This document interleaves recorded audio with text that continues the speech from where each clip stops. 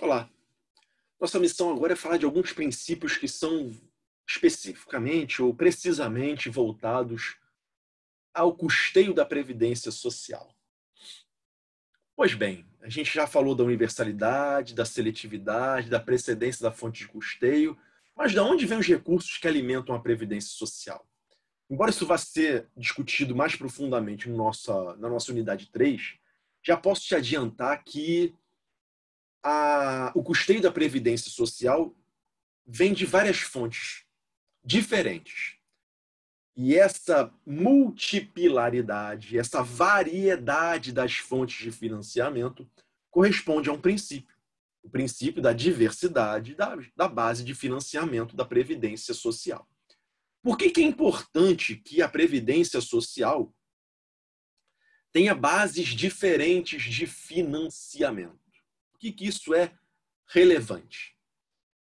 Para, primeiro, evitar que uma determinada camada, um determinado segmento econômico ou social seja sobrecarregado, para que ninguém tenha que carregar o piano sozinho.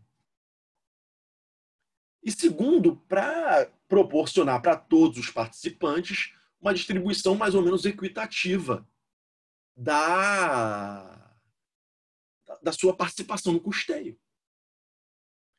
Então, em linhas gerais ou em síntese, da onde vêm esses recursos e quais são essas bases variadas de financiamento da Seguridade Social? Primeiro, de contribuições dos trabalhadores segurados, dos segurados participantes da Previdência. A primeira fonte de custeio da Previdência é a contribuição mensal, a contribuição periódica, a contribuição sucessiva dos segurados, dos participantes filiados à Previdência Social.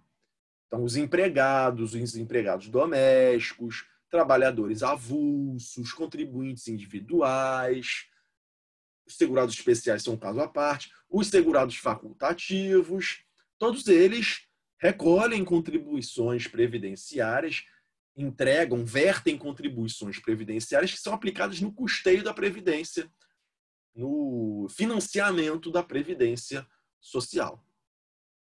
Mas não são os únicos. Essa não é a única fonte de financiamento. Como diz o princípio da diversidade, existem várias bases, existem várias fontes de financiamento da Previdência Social. Qual é a segunda fonte de financiamento da Previdência Social? A contribuição das empresas, dos empregadores. É o que a gente chama de contribuição previdenciária patronal. Está lá no artigo 195 da Constituição, no artigo 22, talvez, da Lei 8.212, de 91. A alíquota regra, salvo engano, é de 20% da folha de pagamento de pessoal total, sem limitação a teto. E além dessa alíquota base, você pode ter alíquotas adicionais se a atividade da empresa envolver riscos ocupacionais, riscos acidentários ou riscos ambientais para os seus trabalhadores, é o adicional SAT. Que a gente vai ver na unidade 3. Bom, e se esgota nisso o financiamento da Previdência Social? Não. Ainda tem contribuição social sobre importações.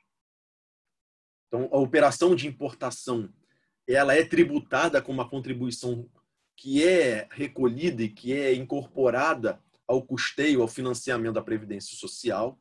A gente ainda tem contribuições ou arrecadação decorrente dos saldos de concursos oficiais de prognósticos, loteria, raspadinha, Mega Sena, lototeca, essas várias espécies de concursos oficiais de prognósticos. Você pode ver que o saldo, né, pagando lá o apostador vencedor, taxa de administração, do saldo a gente retira o valor que é vertido para a Previdência, para o custeio da Previdência Social. Então, a gente tem várias bases de financiamento. É isso que propõe o princípio da diversidade. E aí o princípio que faz o polimento dessa ideia de diversidade da base de financiamento é o princípio da equidade. Se a gente tem várias bases de financiamento, se a gente tem várias fontes de financiamento, cada um deve participar na medida da sua capacidade contributiva. Então, o princípio da equidade na participação no custeio, ele é muito análogo, ele é muito parecido ao princípio tributário da capacidade contributiva, da capacidade tributária, da capacidade econômica do contribuinte. Cada um deve participar na medida da sua capacidade. Quanto maior for a capacidade econômica do contribuinte, mais ele vai ser apertado e espremido na hora de contribuir. Quanto menor for a capacidade econômica do contribuinte, quanto mais pobre, mais miserável, menos volume econômico a gente estiver falando, menor vai ser a sua participação, e isso quase sempre se traduz pelas alíquotas.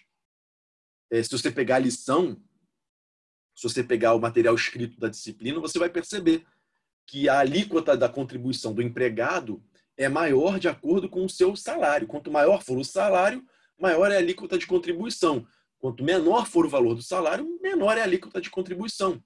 Para assalariados com renda mensal abaixo de um salário mínimo, a alíquota, salvo engano, é 7,5%. Com a reforma da Previdência, a alíquota máxima, para quem recebe alguma coisa acima de R$3.000, se eu não estou enganado, a alíquota passa a 14%, quase o dobro. Então, cada empregado, cada trabalhador, recolhe e contribui na medida da sua capacidade econômica.